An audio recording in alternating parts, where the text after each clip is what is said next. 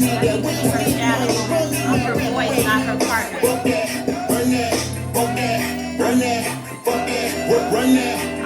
You gon' pay what you owe, bitch. You gon' pay cause you stole shit. You gon' pay all the late fee for the slavery and some more shit. Now you gon' say that that's All right, y'all. UNG Radio, UNG Live, every Tuesday night where we get it in right here, you know what I'm saying, for the folks.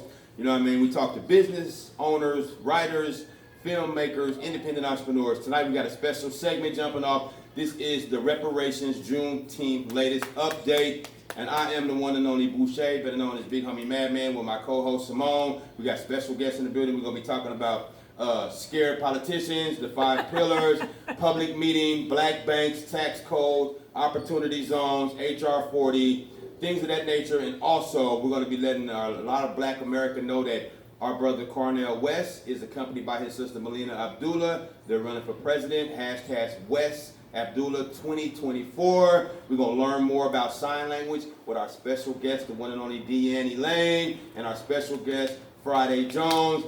Everybody say what's up to my co-host, Simone. Hey, y'all. How y'all feeling tonight?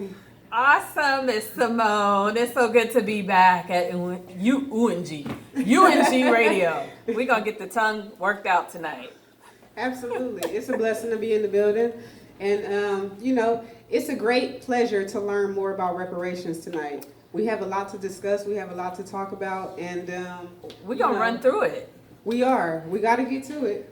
We got to share the knowledge with the people. So what are some things that you can tell me about the advisory commission correlated to reparations? Which one? The city of LA? What are we talking about? The city of LA. So the city of LA, we were definitely formed for the purposes of bringing forward a single policy on reparations for Black Americans. Our bylaws are very vague. However, we sunset December 2025. Right. And I have to ask them to put this report up, but there was a firm, one of our partners, Mockingbird, that issued their second report publicly. That was, I think, on like May 23rd.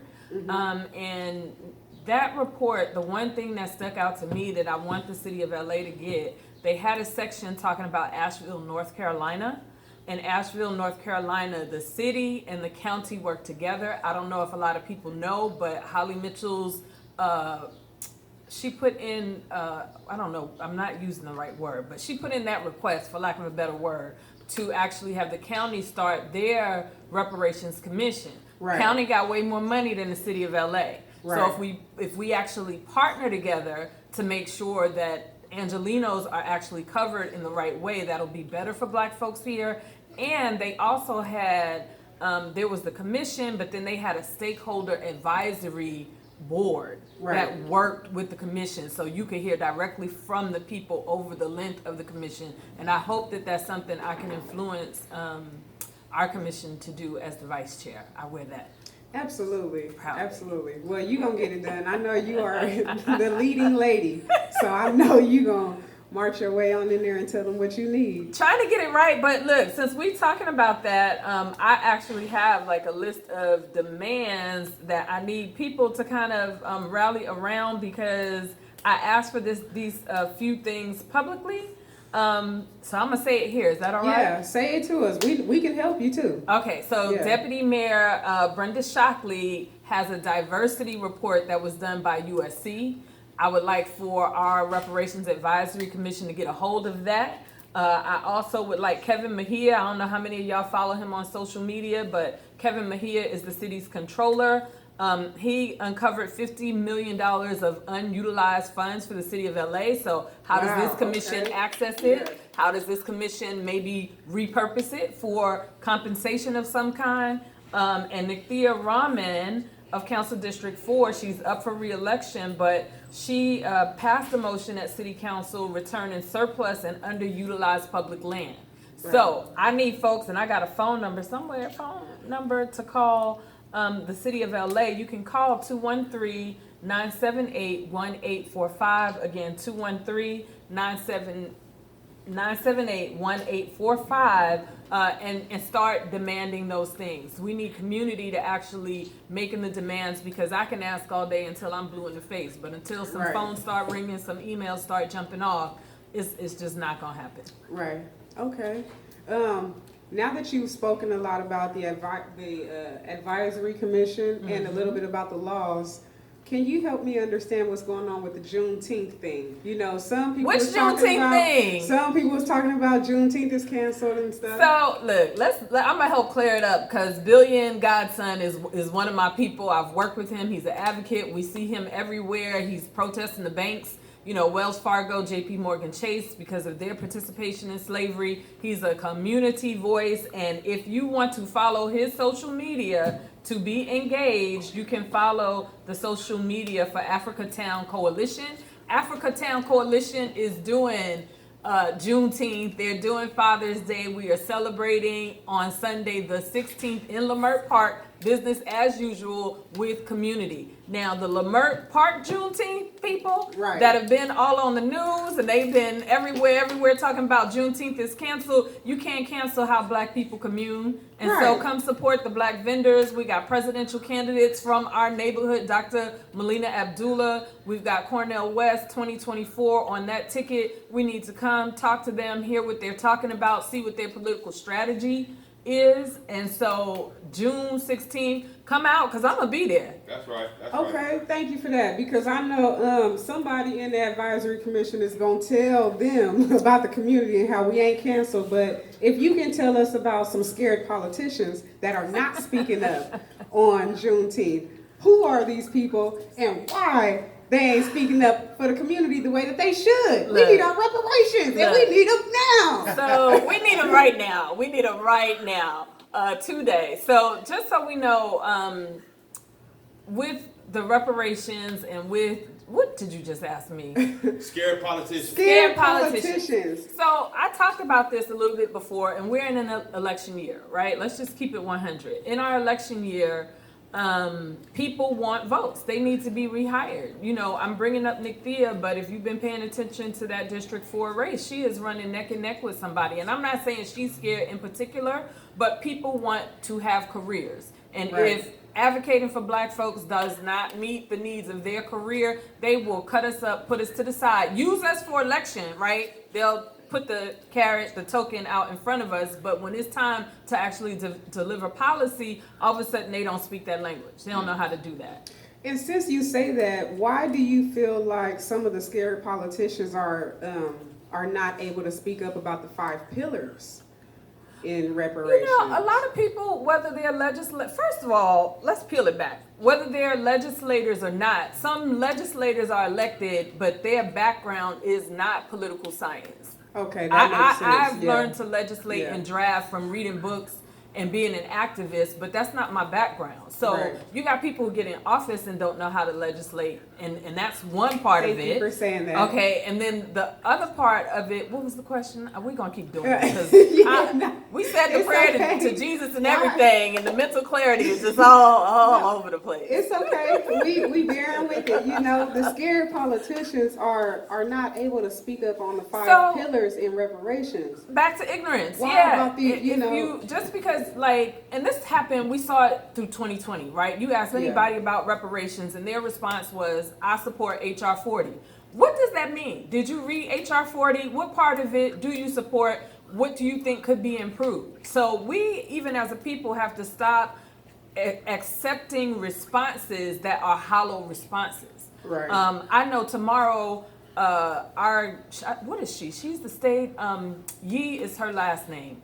Her first name is not coming to me, but I know I voted for her. I think she's the controller, I feel like. Betty Yee. She's our controller. I have a conversation with her tomorrow. Why? Because she is of Chinese heritage. We have had the Chinese folks in the state of California be very anti-reparations because they believe, like, on your own merit. They're not looking at systemic issues from way back. We got Japanese folks who support reparations. We got Filipinos that support reparations because they have been through some things here. Even Vietnamese people supporting reparations. And so I want to talk to her about the disconnect, because if it's cultural, then let's get your culture and my culture together and let's talk about it so that we understand it. All right, so guess what? All right, the Juneteenth, they want to try to put the leak out there about canceling it, right? Our next topic is public meetings. You always talk about public meetings, so we can talk and learn more about reparations. The Juneteenth, the reparations, the public meeting, can you give us more depth about the public meetings? I can. So, okay, I'm speaking as a commissioner. Y'all know I go in and out of my hat. So, as LA Vice Chair, I just want to invite the public on June 19th, Wednesday, June 19th. So we're doing our thing on the actual 19th at the All People's Community Center at 822 East 20th Street in LA from 10 What to street? East 20th Street.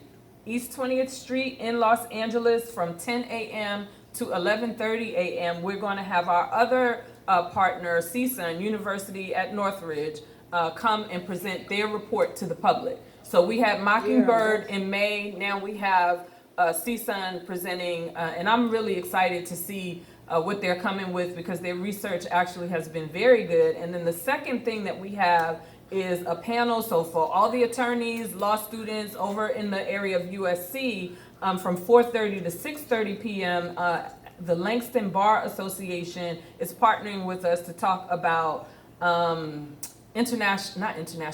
intellectual property rights. And that's something that we as a people need to understand because why do you think they formed a patent office? We talked about this the last time that I was here. Patent office was basically formed after slavery ended because before slavery ended, they could just take our creations. Right. And take ownership as if it was theirs. And so if you look up Jack Daniels and Uncle Nearest and you look at that story, Uncle Nearest should be Jack Daniels. Wow. Wow. That's yeah, deep. that's powerful. Yeah, that's dope. So about the public meetings, though, I do want to ask you one question. Yeah. Since you are giving us public information, and this will be a smaller meeting, could you be able to speak at Lamert Park? Oh, you know, of course. on Juneteenth Yes. after your meeting. Of You know, course. if you know Lamert Park, if the But there's no conflict, right? Because Right. the 16th is when we have Africa Town Coalition hosting like they normally do. Their Right. Juneteenth celebration is going to be on a Sunday. We're going to honor the fathers. So I will be there absolutely on June 16th for that. And then on the 19th, I'll be where I need to be with the city. Okay, because we need you. I'm You gonna come specifically through. Friday. We need Miss Everybody Friday. know. Yeah, we need you. It ain't nobody that can explain and elaborate and actually have people understand what they're saying other than you. There are some other people. It's- I want to throw some names out there. Y'all should have Yeah. Chris Logson, who is the president and lead advocate with the Coalition for a Just and Equitable California, because some big things are happening at the state level. I'm not sure. There was a lot of pushback today from Republicans on Capitol Hill in the state of California about some state reparations policy, but I will, as soon as I check in, I've been at work all day. As soon as I check in to see if those initiatives have been passed, I will make sure I share with UNG Radio. Thank you for that. I wanted to ask you a question about black banks. I know that this is a topic that, you know, it's hard for us to speak on and we don't hear about it too much, but I once was affiliated with One United Bank. So I know that's the only black bank that I know, to be honest. How do you feel about It's black important banks? because she's teaching us And- about reparations, Right. so a lot of blacks are going to want to know where to put their money at. So, okay, so those are two different questions, right? If we're gonna talk about black banks, I got two books. I'm not gonna come through the doors with no information. This one is A Great Moral and Social Force, A History of Black Banks. This is by a black author, Tim Todd. And then the second one, Dr. Merzra Baradan, The Color of Money, Black Banks and the Racial Wealth Gap. This one is a more modern book.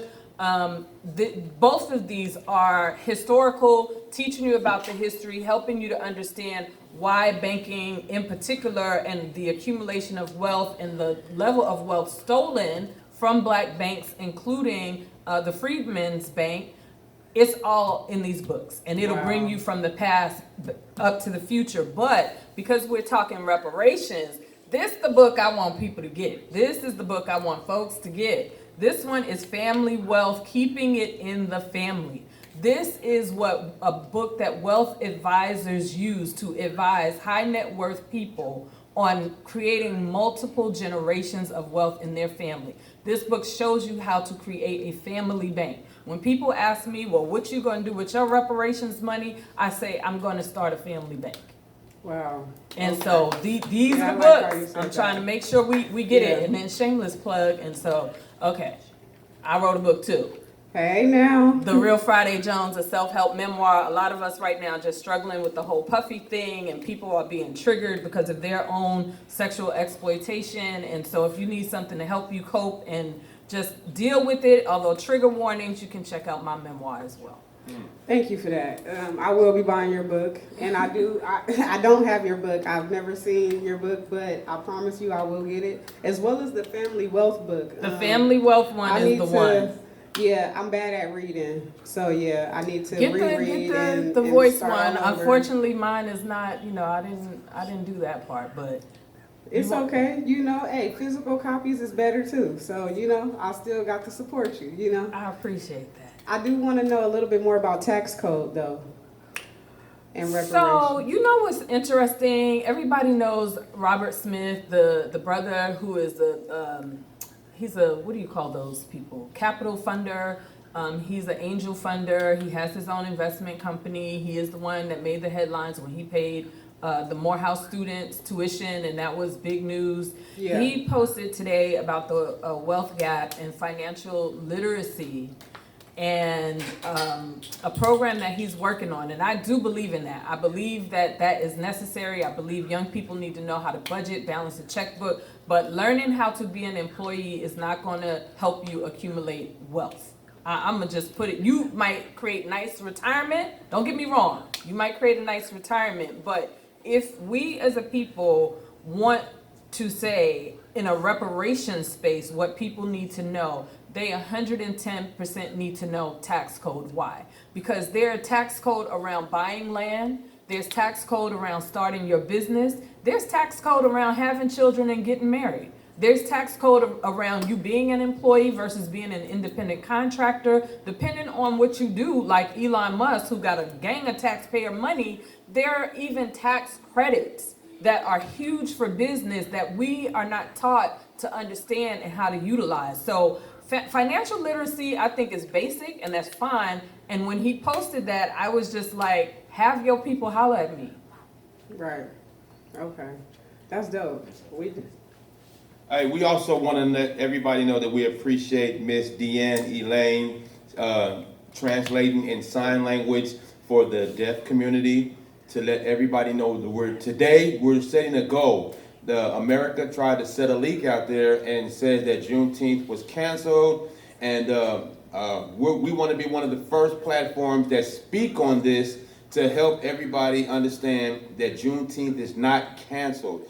Every city in the United States is going to have their own Juneteenth, and we want you to continue to come out. Even though Juneteenth lands on Wednesday this time, on this weekend, Saturday and Sunday, each city is going to be having their own Juneteenth. Find where it's at, and you be a part of your Juneteenth in your city. Right here in Los Angeles, we will be in Leimert Park on Sunday. And also, tonight is a very special segment of our reparations. So, Dr. Friday, Miss Friday, we appreciate you for coming through, talking. Simone, what else you got for us?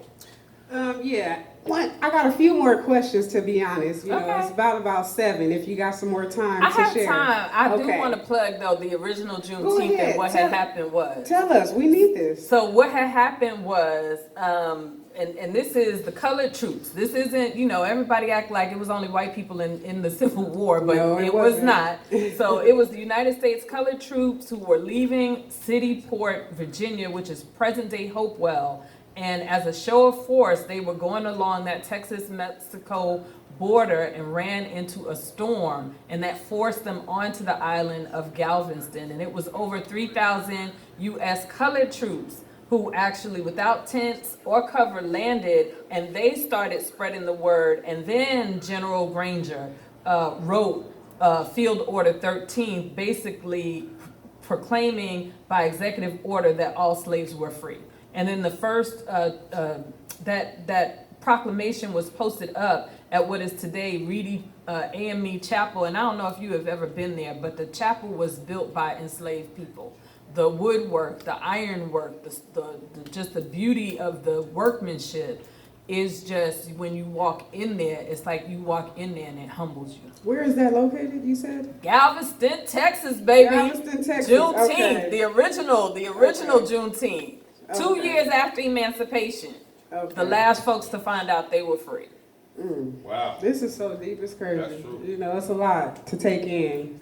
Can you share with us about some opportunity zones in Los Angeles? I don't know what y'all want me to say about them opportunity zones. If you got money, there's opportunity. Everywhere, right? I mean, what I can say though is but you know, then I feel like these relationships are exploitive. So I don't even know that I want to say it, because we saw it with cannabis here. When there was the equity with the cannabis, people who had the money came through and found somebody who had a felony for selling cannabis, right? And supposedly as long as that person owned 51%, it was a good relationship. But there are a lot of those relationships that did not work out well, because just like in the music industry, people sign off on contracts, don't know the legalities of what they signed off for, and some people have wound up signing their lives away. But I say all of that to say, opportunity zones, you know, there are still opportunities, I guess, to participate with opportunity zones, but unless you really have an investor that understands that world, I would say,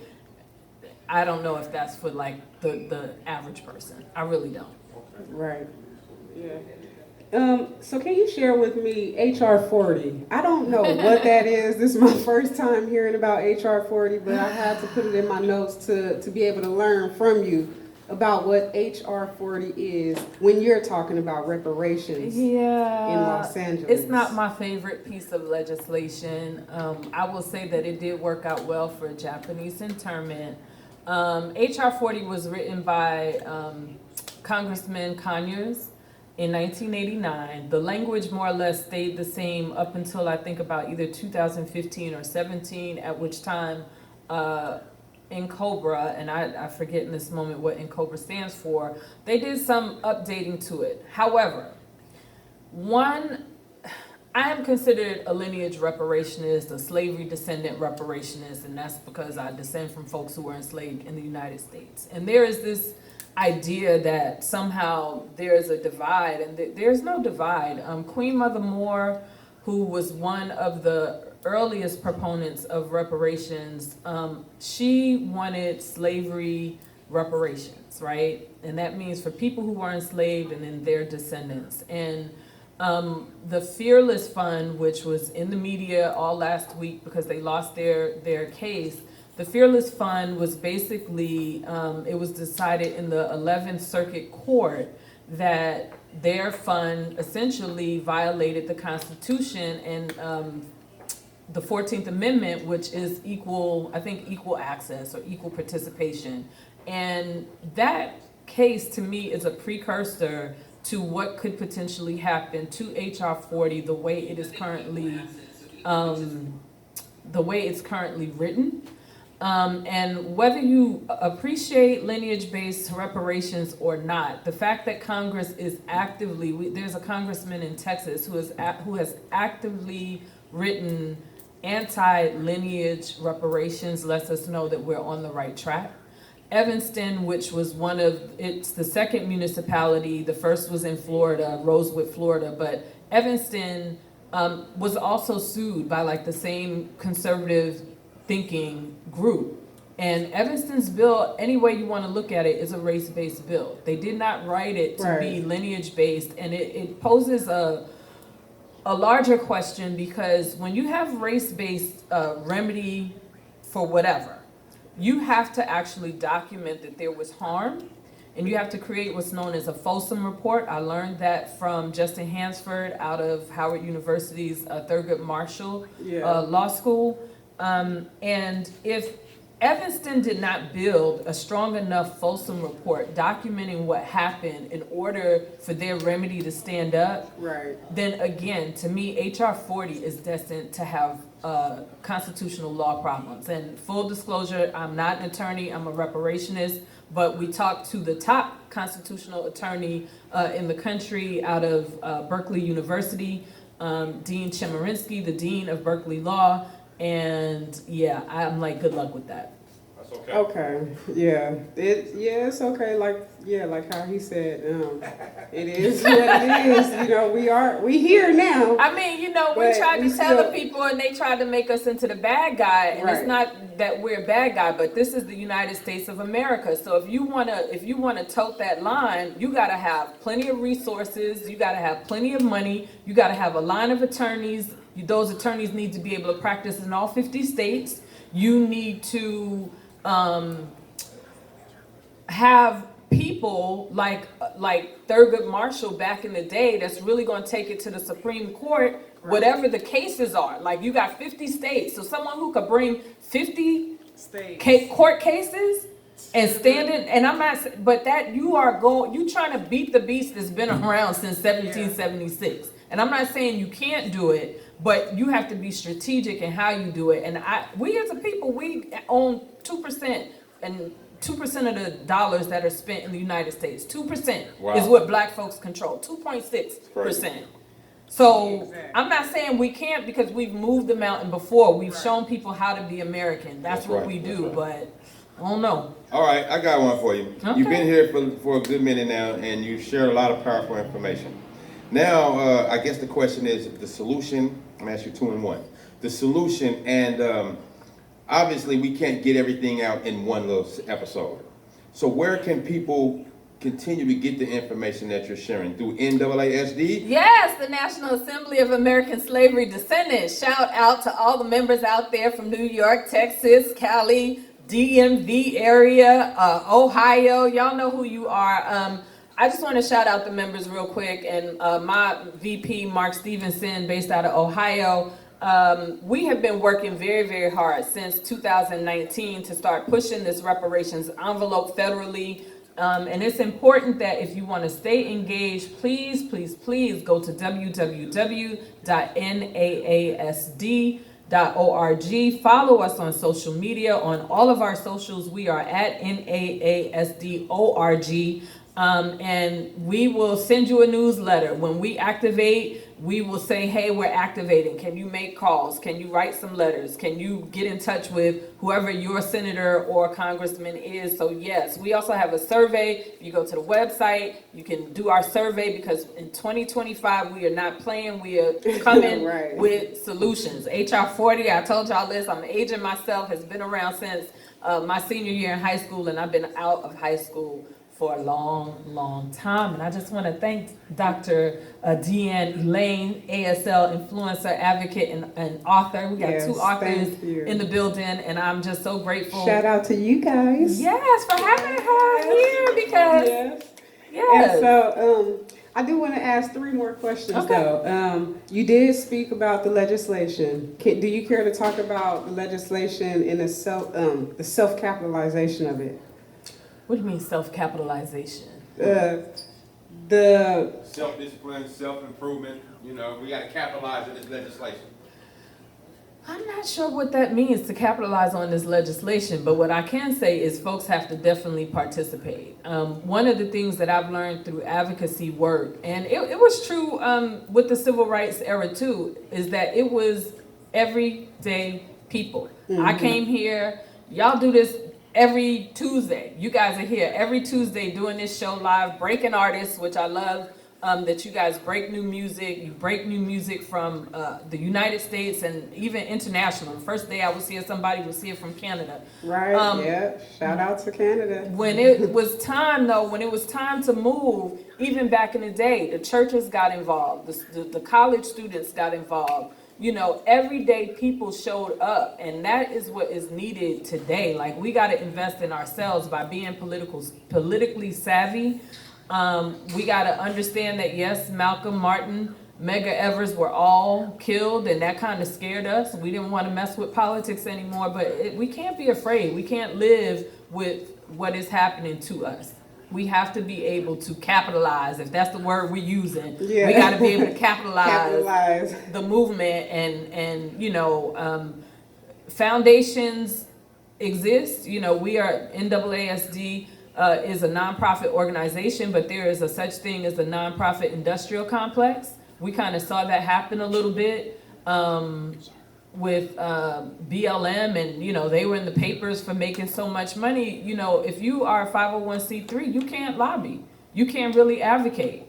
And so we need to understand that, we might have to fund our own C4s, we might have to fund our own candidates, but we got to roll up our sleeves and do it. And now is the time, because honey, look now, between Biden and Trump, I don't know which one is the worst devil. Right, we got 6 months left to go before 2025 is here. We got to start pre-planning, strategizing to set the record for 2025. Absolutely. Yo, this show right here, we created it many years ago for the voice of the people. They tried to take the voice away from us.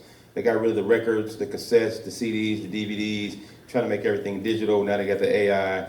This is very important that we get this word out here to the people. Once again, they try to cancel our movement like they always do. Reparations is important. They're thinking to themselves, if they stay quiet, the older generation will pass on, and the younger generation isn't concerned about reparations, not one bit. All right? And that way they won't have to pay it. Same thing with like a Social Security.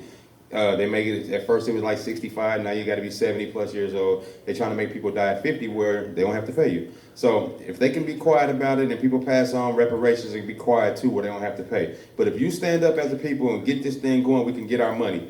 At the same time, and if it doesn't, what we need to do is focus on making money other ways, other avenues. Mm-hmm. Create your own reparation, create your own revenue. Let's get this thing going. Yeah, read them tax codes so you can learn how to do it the right way. That's right. Dr. Friday, we're not leaving. We got to go to a quick break. All right. We are expecting Sabrina, the Vice President of the African Village Coalition, to come through here shortly. She's going to be talking about this year's Juneteenth at Leimert Park, where it's very important that you come through and represent as a people and learn more about the culture, learn more about what's going on in our cities across the United States. It's very important that you get out there because, like I said once again, BET is our biggest stage. The Super Bowl is the biggest stage, but Juneteenth, without all the publicity, is our biggest stage. That's where we come out and we shine. We have vendors, we support each other, we recycle dollars through the community, we meet people, we network, and we find out what we are and where we're going. All right? Miss Friday, you ready to hang out some more? I'm always ready to hang out at UNG Radio. That's what's up. Miss Dyann Elaine, thank you. Don't go nowhere, everybody. We're going to a quick break. Simone, Big Homie Madman, we'll be right back.